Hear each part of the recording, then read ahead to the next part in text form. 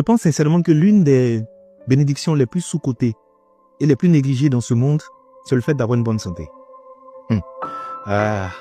En qualité d'ancien grand malade, je peux vous confirmer que l'une des plus belles richesses que nous avons sur la terre, c'est la santé. Tu sais, tu peux avoir tous les problèmes du monde, avoir de sérieux problèmes. C'est le jour où tu vas avoir un problème de santé, tu vas te rendre compte qu'en fait, tu n'as qu'un seul problème. La santé.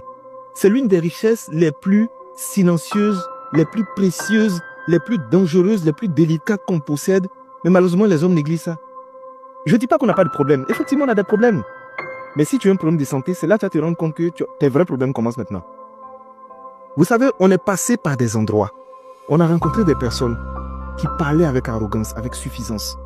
On voyait des personnes qui criaient, « Tu sais qui je suis? Je vais te créer des problèmes. Je vais te faire vivre un enfer. » Le jour où les personnes sont bien malades, c'est là qu'elles se sont rendues compte qu'elles ne sont absolument rien.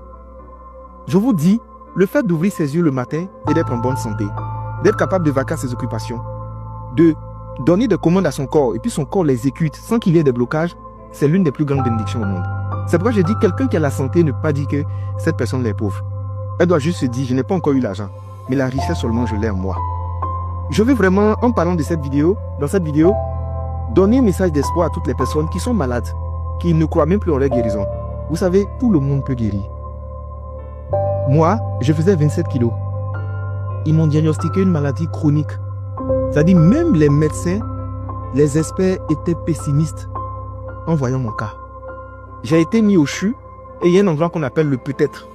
C'est-à-dire, on n'est pas très sûr que tu vas sortir, on te balance là-bas. Ils m'ont placé aux urgences, au départ. Il n'y avait même pas de moyens pour payer mes ordonnances. À côté de moi, il y avait un monsieur. Tu sais, quand quelqu'un est riche, tu vois, tu sais. Autour de lui, il avait des enfants, il avait des personnes. Et il y avait plein de médecins autour de lui. Les factures viennent, ils payent. Les factures viennent, ils payent. Les factures viennent, ils payent. Moi, je suis dans mon coin. Une facture est venue, deuxième facture. Mon cher, mon père est en train de réfléchir à comment il va nous faire sortir des urgences pour m'envoyer dans un autre endroit parce que ça coûtait trop cher. Le monsieur là, nos regards sont croisés. Il était à côté de moi. Il est décédé sous mes yeux. Je suis sorti du CHU. Je suis tombé grièvement malade au Ghana. Ils m'envoient à l'hôpital de Koué. Je me suis retrouvé au milieu des gens. Tout le monde me regardait, ils étaient étonnés. Je suis sorti de là. C'est cette maladie qui était lourde. Et en ce moment, c'est-à-dire, même marcher 5 mètres, c'était difficile. Me laver, c'était compliqué. C'est en ce moment qu'en fait, l'humilité te gagne. Et puis toi, tu t'assois et puis tu dis, mais moi, mais c'est rien quand même. Hein.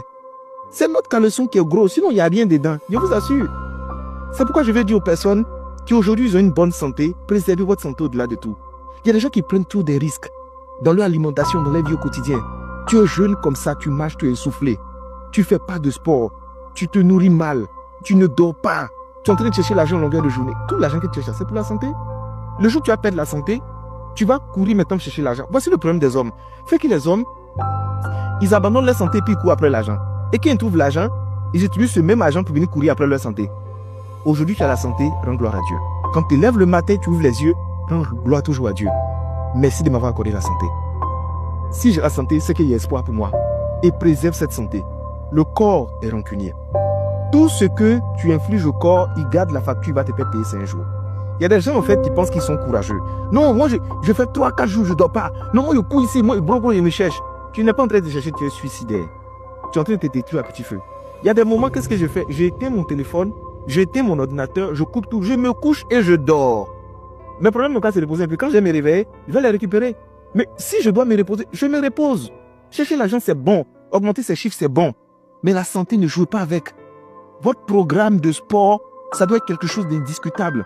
Chaque semaine, 2 ou 3 fois, vous devez faire du sport. Vous devez marcher. Du matin au soir, tu es assis dans la voiture. Tu manges gras, tu manges sucré, tu manges salé. Quand tu écrases même le cube comme ça, là même là, tu souris comme ça, tu es content. Tu mélanges les alimentations qui sont bizarres. Il n'y a même pas de choses qui sont caloriques. Et plutôt, tout est calorique et tout est transformé. Fais attention à ta santé. Quand je vois des jeunes qui ont un physique qui est tellement repoussant, ça me fait mal. Parce que vous savez, il y a un niveau de négligence, c'est suicidaire. Et c'est méchant. Donc je vous dis aujourd'hui, la plus grande des bénédictions que nous avons sur la terre, la plus grande des richesses, c'est la santé. Préservons notre santé avant que le pire n'arrive. Pour l'instant, tu es en santé, tu es convaincu que rien ne peut t'arriver. Pourtant, ça se passe vite. Il y a des gens qui étaient agiles, qui couraient partout. Et puis, en une fraction de seconde, ils sont devenus dépendants des gens. Il ne peut même plus aller aux toilettes faire ses besoins seul. Il a besoin des gens. À mon tour, je me rappelle, on me prenait combien d'enfants? Combien de bébés? On m'envoie dans la douche. Ah, je m'assois par terre.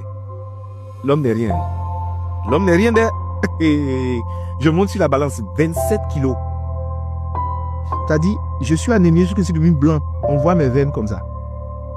C'est pourquoi quand souvent je suis là, j'ai décidé d'être humble, de respecter les gens, de croire en Dieu et de vivre vraiment caché sans faire du mal aux gens, quoi. Parce qu'en vérité, on parle beaucoup, mais on n'est absolument rien. Si tu as la santé, tu es béni. Si tu n'as pas la santé, continue de prier, Dieu garde la foi. Inch'Allah, par la grâce de Dieu, tu vas recouvrir la santé.